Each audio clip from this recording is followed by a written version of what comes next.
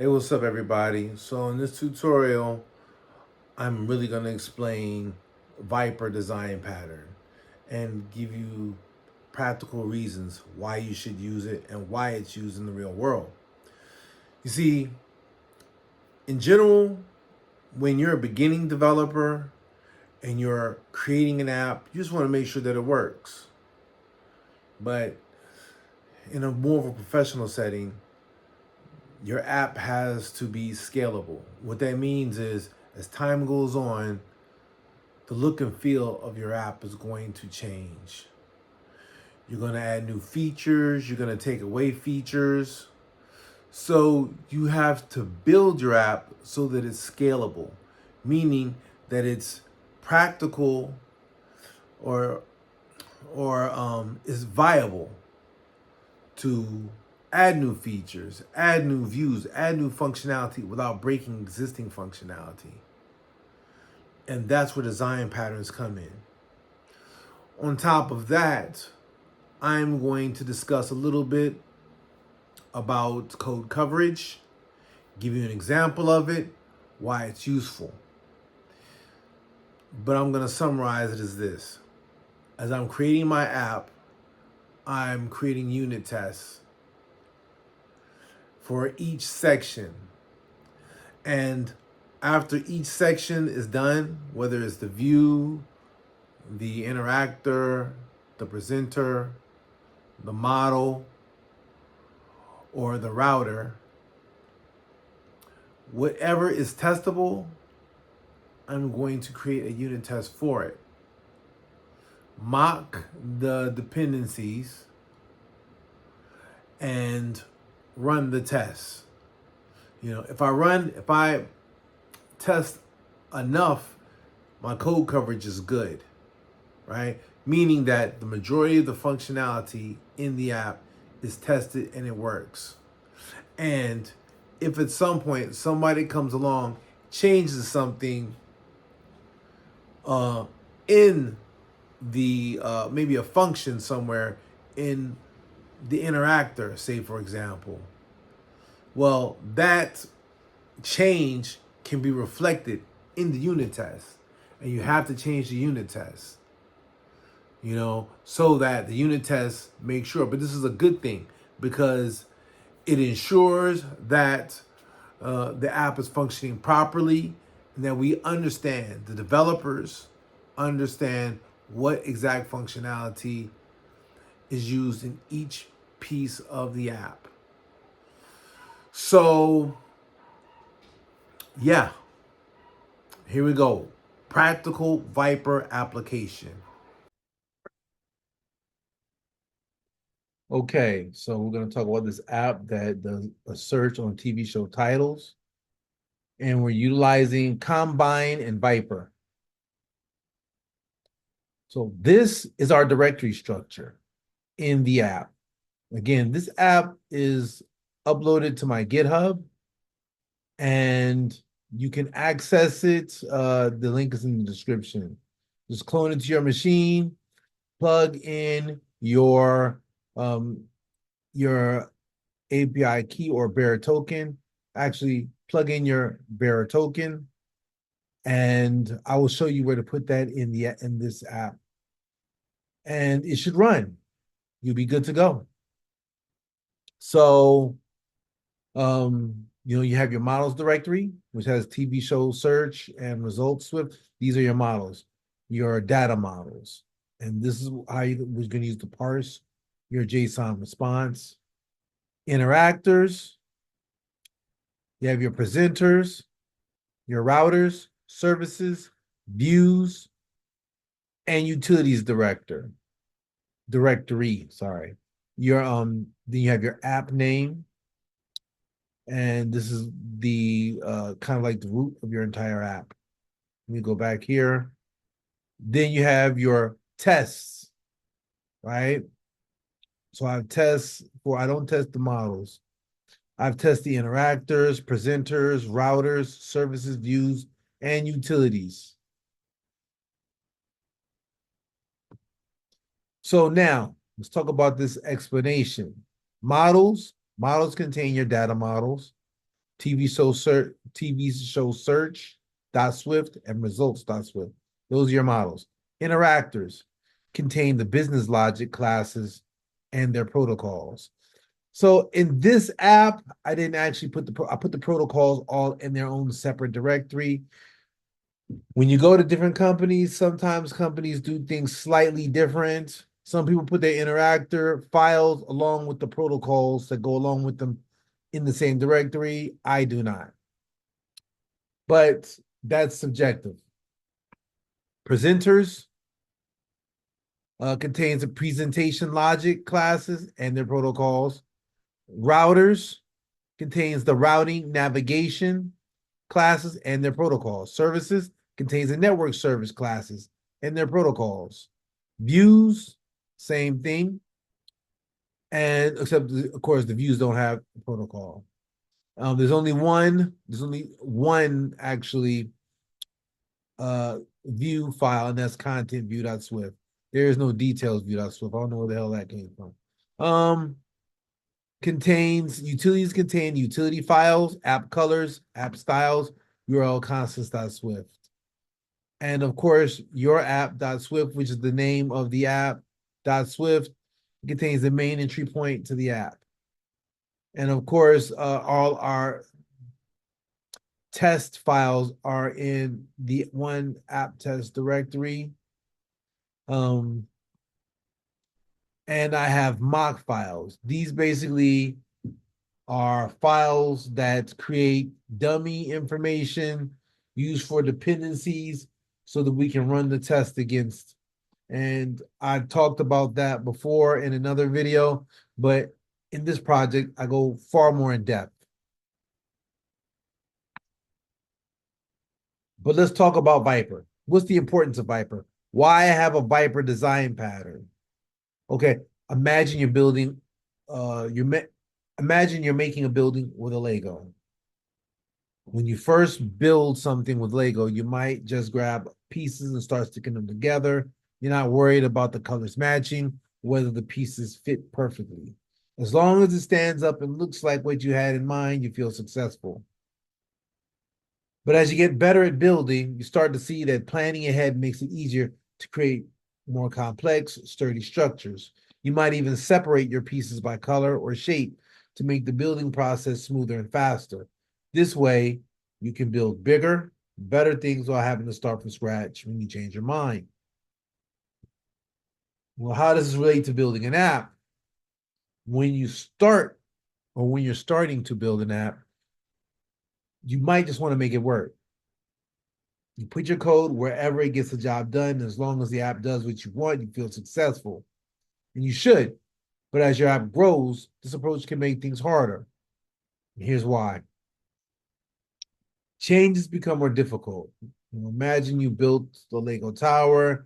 Now you want to add a window halfway up. And if you didn't plan for that, you might have to take apart a lot of what you've already built to make that change.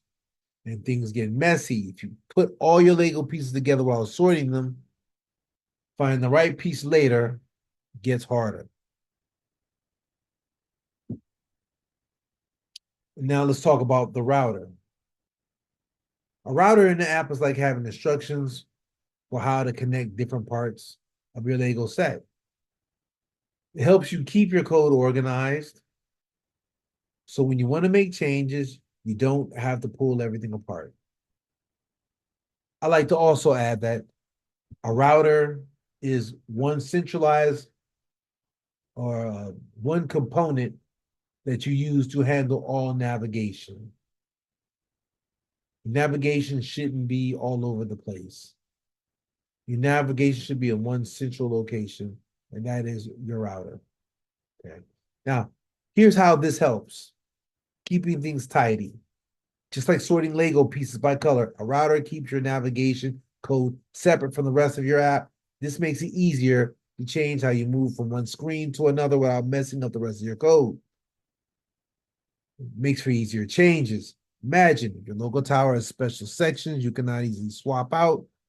The router lets you do that with your app's screens. You want to change what happens when the user taps on a TV show? You can update the router, and the rest of your code stays the same. building bigger and better. As your app grows, you want to add more screens and features.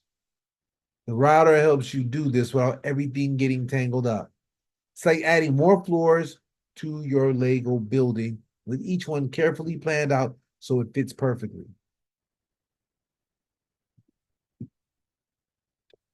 And another aspect is unit testing. Easily mockable navigation. Mocking a router in unit tests, you can replace the actual router with a mock version. This mock router can track which screens are being navigated to without actually performing the navigation. This allows you to check whether the right navigation actions are triggered based on user interactions or other conditions in the app. Let's say your app should navigate the details.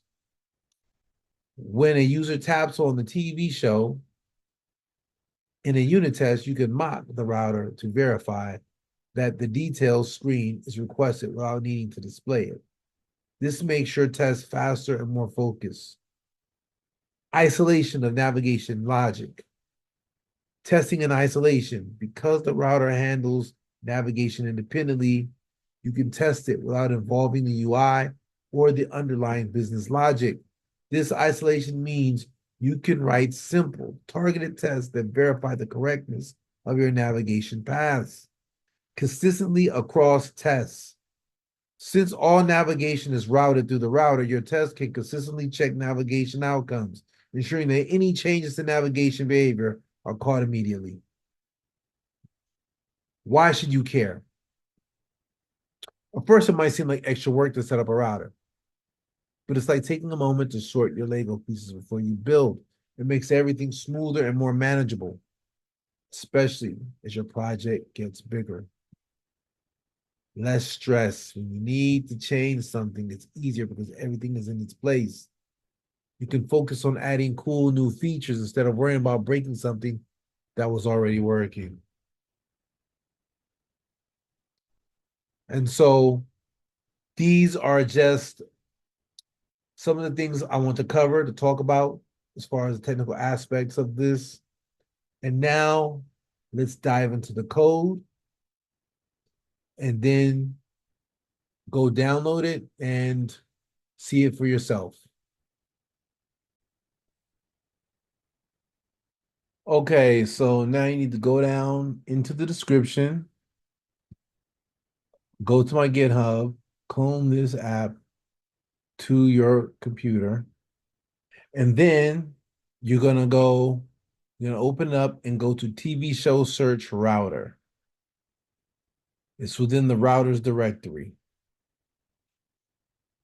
Once you do that, you need to find this part that says bearer token right here, and there's a space for a string that's a bearer token. You need to go into the movies DB and get your bearer token. And if you've forgotten, I'll show you where to find it. Okay.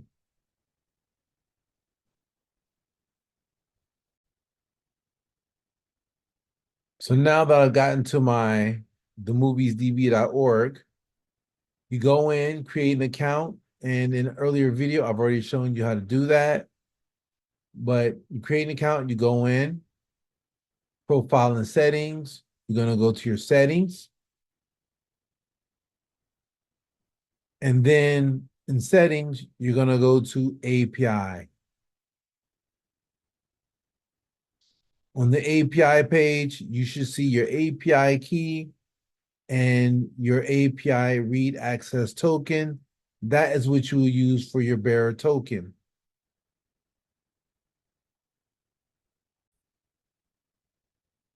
Okay, so now you insert your bearer token, and then you run the app, and here we are. And I should be able to put in the name of a show,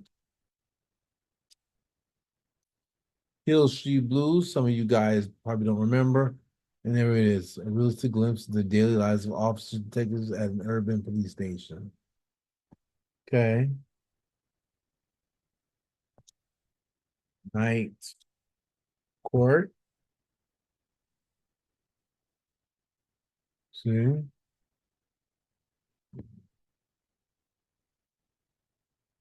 Taxi. Yep. So you're getting all the information. This is what should be coming up in your taxi, the real world.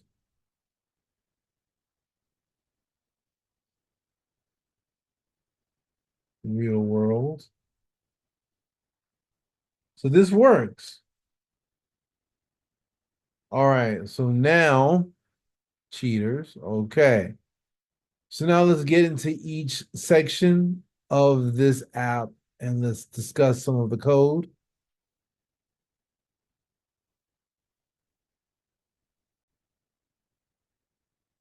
Okay, so we're going to talk about the router. Now, the router is our class, TV show search router, and I've added a TV show search router protocol. Why? Because when this is a dependency, you don't want it to be of type TV show search router. You want it to be of type TV show search protocol, because then you can pass anything that conforms to it, and we can use that to mock the data. Okay, so let's go back here. And this is our protocol. That means that whatever we pass an object of type router must it must accept a TV show search router protocol, and it will have a function, navigate to details. So let me go back, and I know this doesn't make a whole complete sense. You just have to bear with me for a little while. So yes, TV show search router protocol. This is our mock router. And basically, this just pass dummy information. Navigate to details handler. Navigate, did navigate to details.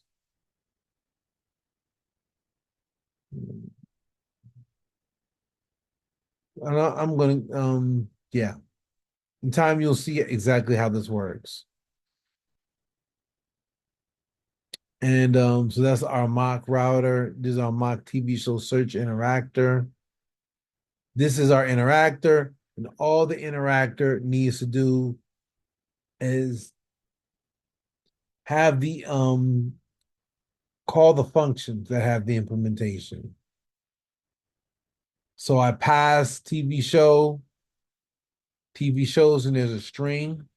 This is what the query is, and it passes it to this function, fetch TV query. And of course, when I use this, the dependency is a TV show service or anything that conforms to TV show service protocol. Passes this, and this is what we use, self.service. This is what we use to be able to fetch TV show search. So let's go and look at what this is. We don't want the protocol. We don't want the mock. We want the TV show service implementation. And this is that functionality: a base URL, a bearer token, and sessions. Okay. So at some point, we're going to create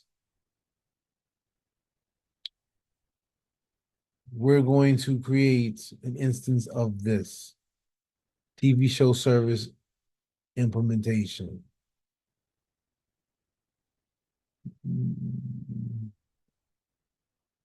Right. And then let's go here.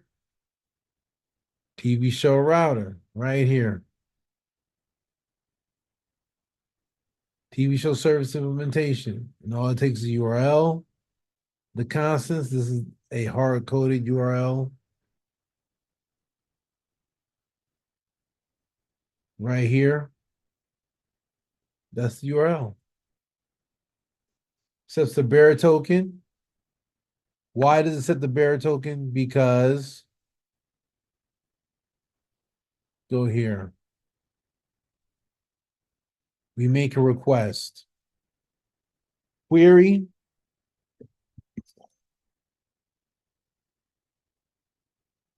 Query.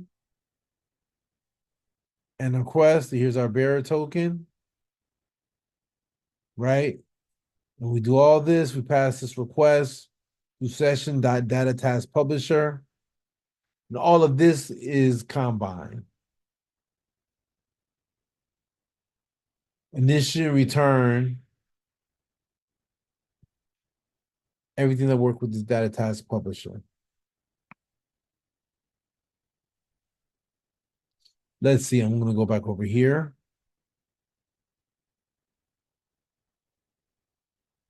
We did our interactor, and let's talk about our presenters. I think we already went, we're on TV show presenter. Let's talk about utilities. Now, this is just hard-coded data for the view, right? Padding for text, padding for the button, and corner radius. Instead of putting this into the view, I have these constants. In a struct, same thing with app colors, the same thing. URL constants. Now let's go to the content view. This is our layout. This is all this. As you can see, our app styles and app colors are here. All right. Let me see app style. Yep. So app styles and app colors. And yeah. We have our TV show search presenter. It's an observable object. It's an observed object, I mean. The presenter, search TV shows. And all these are all the things that the presenter could do. Okay, so now we have that. These are our protocols that help make everything possible. Hold on.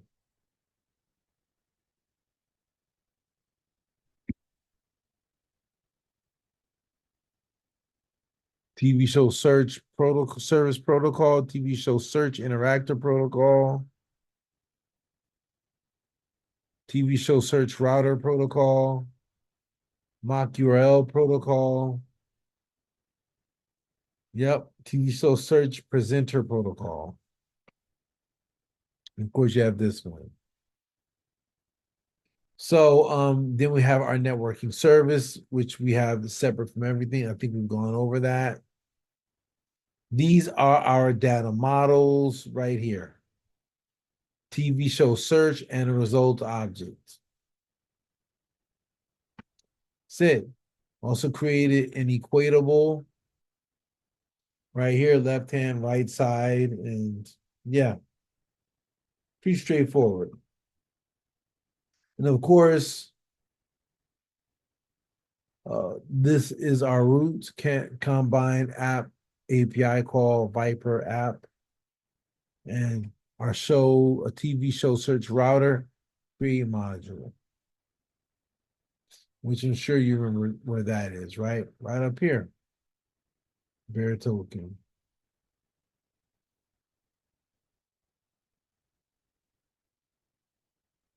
Yep, this is the TV show search router. So yeah, that's pretty much it. And when you get the chance, I've also created tests. Tests that will test everything. Test your TV show service, constants, app colors, app styles, and more. But if you want to be sure everything runs, you say Command U.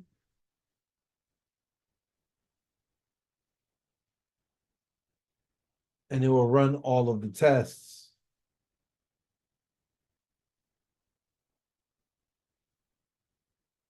So I'm going to pause till these tests are done.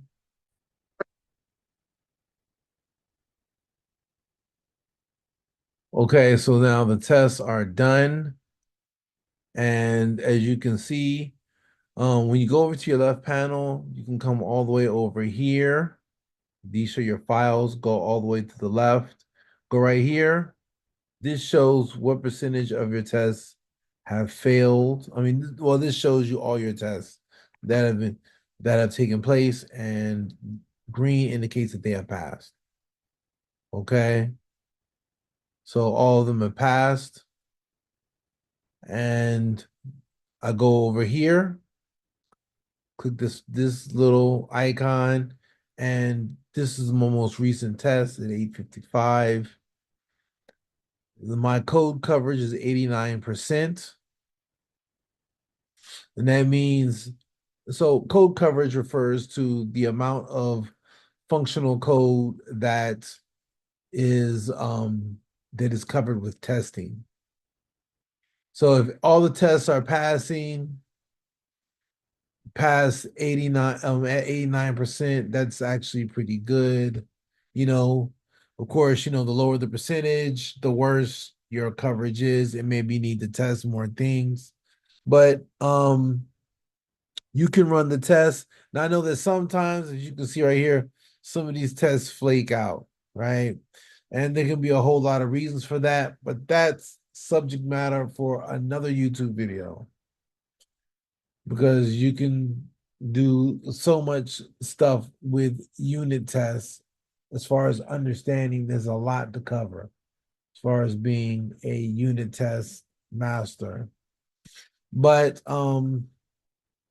yeah, so that's it. Download this app and run it on your machine and walk through the code.